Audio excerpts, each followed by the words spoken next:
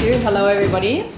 I will provide you a water utility perspective of a natural disaster and how it affects water quality in a drinking water reservoir.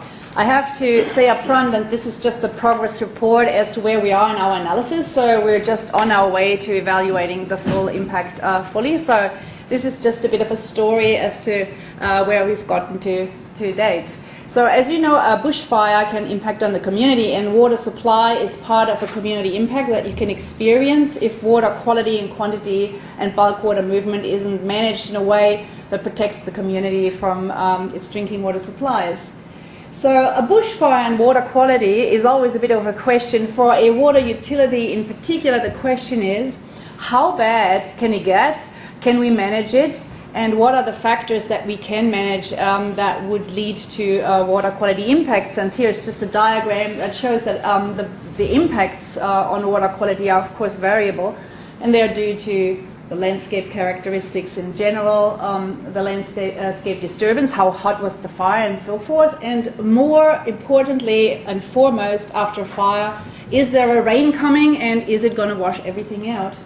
So for us, it is very important to identify the particulates that are the particular impacts that it could have. So a bushfire can create turbid plumes, it can mobilize nutrients into the water course, it can have dissolved organic carbon inputs, low dissolved oxygens, because all the material and all the bacteria uses the oxygen to create algae, for example, and also metals can be mobilized from the soils.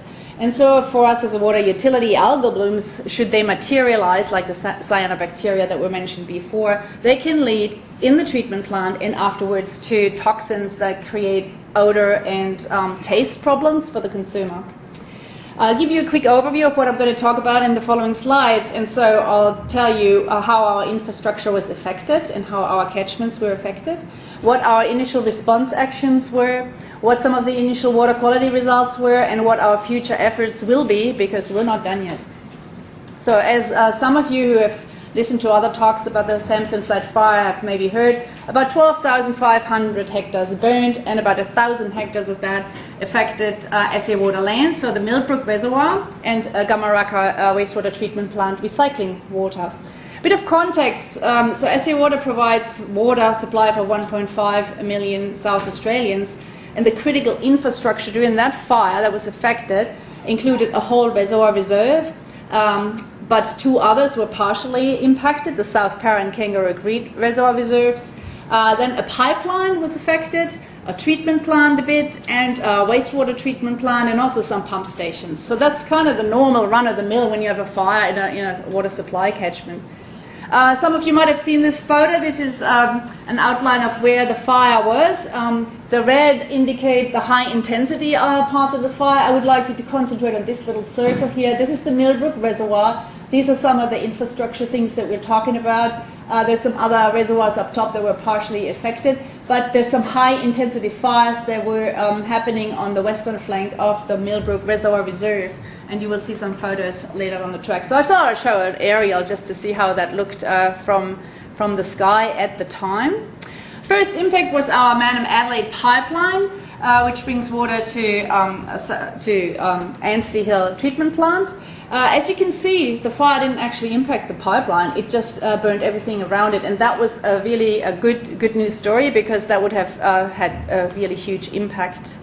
Another impacted area was the Gumeracha forest. We have a recycled water application there. The forest was fully burned down, but as you can see here, this is some plastic piping, and so the irrigation fell apart, and what that meant is we didn't know where to put our recycled wastewater. So we had to find alternative contingencies in the short term, and now are working on longer term contingencies in the future. Catchments. Our drinking water supply catchments in the Millbrook Reservoir surroundings were equally affected. So this is, you can see it's a very low intensive fire in the catchment. But our catchment monitoring stations were completely put to smithereens. These were 24 plastic bottles in there, and they were all melted. So a quick overview of the catchments themselves. Here's the fire scar. This is Millbrook Reservoir, was fully burned. Millbrook was fully burned, and then the rest of the catchment was just partially burned. But 76% of our major feeder, the Crestbrook Creek catchment, was burned, and that's a highly agricultural area. Same thing in South Para. Again, you can see the fire scar here, a bit of the catchment impacted, but not the actual reservoir reserve. And the Little Para similarly here, fire scar, and some of the 41% of the catchment. I'm concentrating on the Millbrook Reservoir Reserve right now because that was our focus area. Millbrook Reservoir Reserve and the Millbrook Reservoir supplies Ainsty Hill, similar to our Manham-Adelaide pipeline. So the whole reserve burned, and so the question was, will that impact on the water quality that feeds directly into that water treatment plant? We also lost the whole area of revegetation. We had revegetated a whole area for 2 years, and the fire took it all out, so we had to restart again. So the response actions in a fire are, of course, you put retardant out in the catchments and around critical infrastructure. But what that means in this particular case is about 500,000 litre of fire retardant were put in around the catchment areas, and 95% of that fire retardant is superphosphate.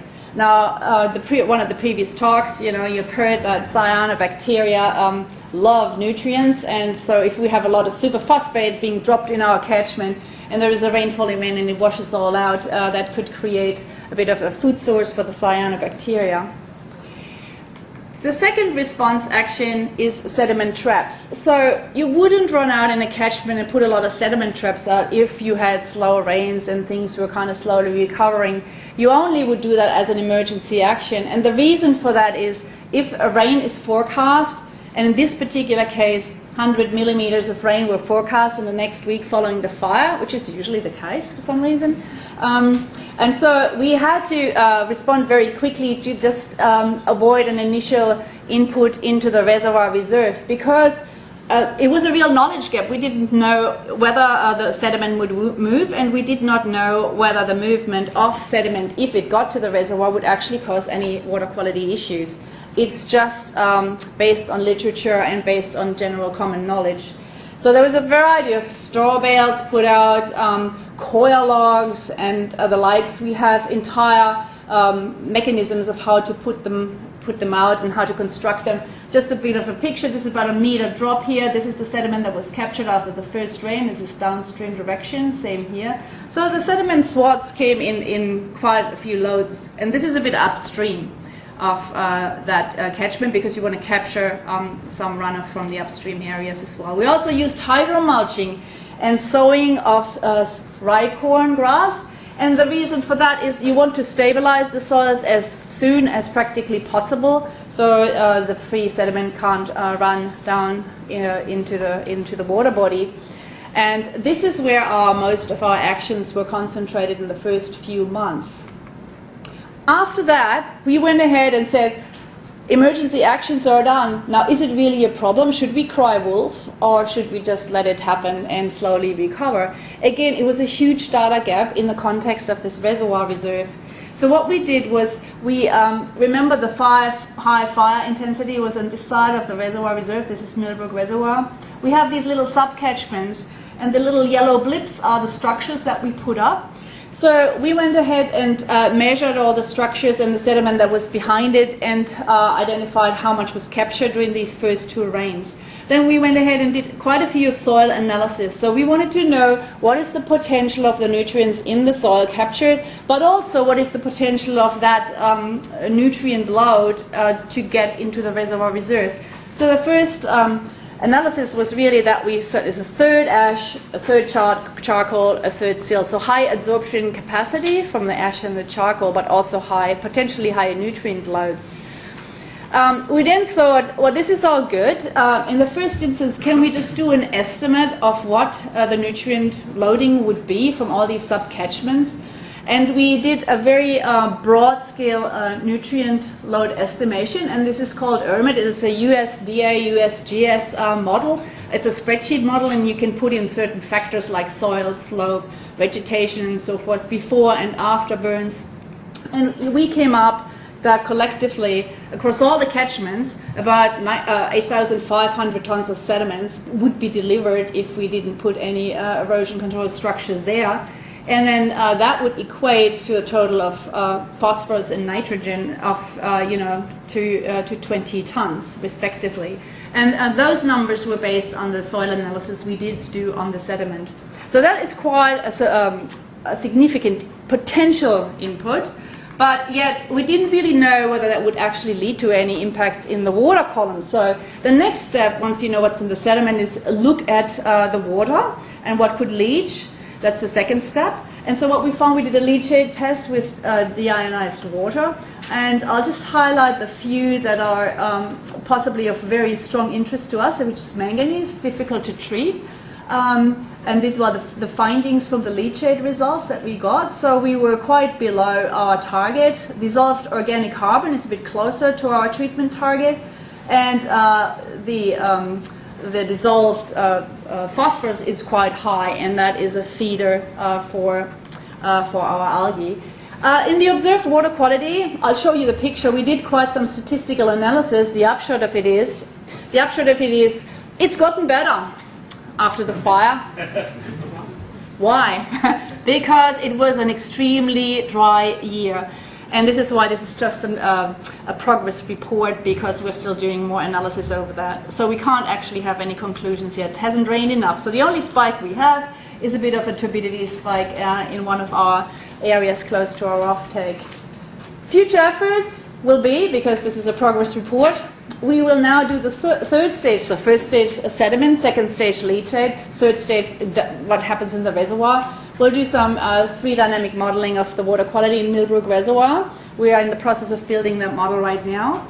And the next one is assessment of the water quality through the next year. And I leave you with a few photos, because this is some recovery photos. It says after 5 years, but we have similar ones, so that's not Millbrook. But this is Millbrook. So we have some mossy plants recovering, some orchids recovering, and some other beautiful flowers. So thank you.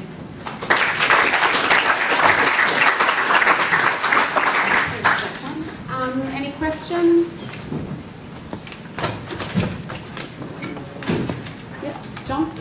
Yeah, is there any operational responses if you get a rainfall off the farm? Can you release turbidity flows out of the offtakes if need be? Yes, I didn't go into too much detail, but just as a precautionary measures, because these analyses are always lag behind the actual operational response.